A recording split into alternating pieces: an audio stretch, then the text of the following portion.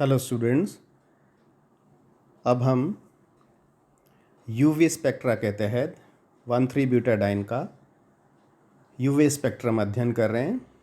पिछली क्लास में मैंने आपको ये बताया था कि एथिलीन के 2 पाई व पाई एंटी बॉन्डिंग कक्षकों के स्थान पर 1,3-ब्यूटाडाइन में 4 आणविक कक्षक हो जाते हैं और उनके बारे में डिटेल में पिछली क्लास में डिस्कस किया था।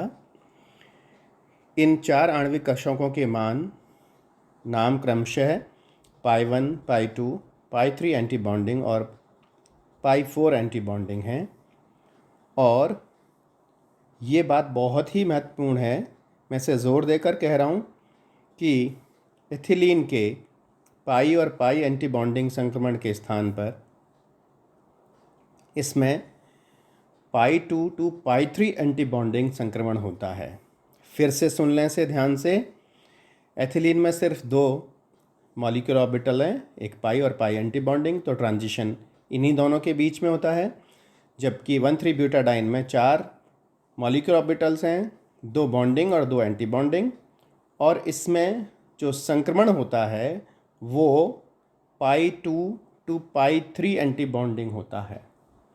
चूँकि उच्च ऊर्जा बंधी अणु कक्षक या हाईएस्ट ऑक्यूपाइड मॉलिक्यूलर ऑर्बिटल तथा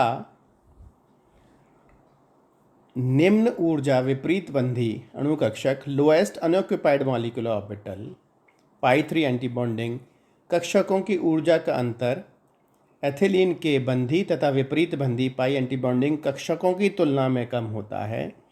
अतः इस संक्रमण के लिए जो ऊर्जा का मान है वो कम होता है और अधिक तरंग दैर्ध्य पर प्रकाश का अवशोषण होता है, और यह 165 nm के स्थान पर 217 नैनोमीटर पर लैम्डा मैक्सिमम प्रदर्शित करती है, जैसा कि डायग्राम 22 में दिखाया गया है। डायग्राम 22 को देखने पर बिल्कुल क्लियर हो जाता है जो मैंने अभी डिस्कशन किया।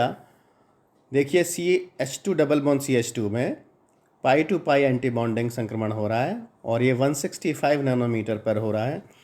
1,3-ब्यूटाडाइन में 4 आणविक कक्षक हैं, जिसमें पाई 1, पाई 2, पाई 3 और पाई 4।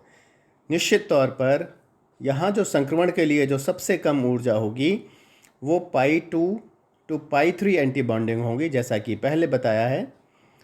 होमो से लेके लूमो तक LUMO lowest unoccupied molecular orbital जो कि पाई 3 है और हाईएस्ट ऑक्यूपाइड मॉलिक्यूलर ऑर्बिटल जो कि पाई 2 है।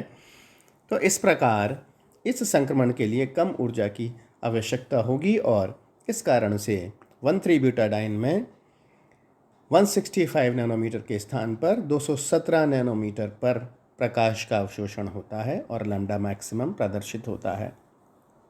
तो इस प्रकार ये देखिए सारणी या टेबल 1 से एथिलीन में 165 nm पर हो रहा है, फिर इसके बाद में 1,3-ब्यूटाडाइन में 217 नैनोमीटर पर हो रहा है और 1,3,5 हेक्साट्राइन में यही मान 253 नैनोमीटर पर होता है। तो इस प्रकार ये स्पष्ट है कि अगर 1,3-ब्यूटाडाइन या कॉन्जुगेटेड ईन है तो उसमें लैम्डा मैक्सिमम का मान बढ़ जाता है। इसके बाद में हम ईनों के अवशोषण के लिए वुडवर्ड एवं फीजर का नियम पढ़ेंगे और इस नियम के तहत एक एम्पिरिकल फॉर्मूला या रूल दिया वुडवर्ड और फीजर ने। इसमें 1,3-ब्यूटाडाइनों पर डिफरेंट एल्किल ग्रुप्स का कितना प्रभाव पड़ता है, कितना उसमें बैथोक्रोमिक शिफ्ट होता है, इस आधार पर डाईईनो व पॉलीईनो के लिए अवशोषण का तरंग दैर्ध्य या लैम्डा मैक्सिमम हम कैलकुलेट कर सकते हैं। तो ये आनुभाविक या एम्पिरिकल रूल है और अनुभव पर आधारित है। 1,3-ब्यूटाडाइन और डाईईनो और पॉलीईनो के लिए अवशोषण में लैम्डा मैक्सिमम का मान परिकलित करते हैं तो इस नियम के आधार पर निकाला गया मान लैम्डा मैक्सिमम का मान और ऑब्जर्व्ड या प्रेक्षित जो लैम्डा मैक्सिमम का मान है वो लगभग समान प्राप्त होता है। तो हम अब अगली क्लास में इनों के लिए अवशोषण के वुडवर्ड या फीजर के नियम का अध्ययन करेंगे। Thank you.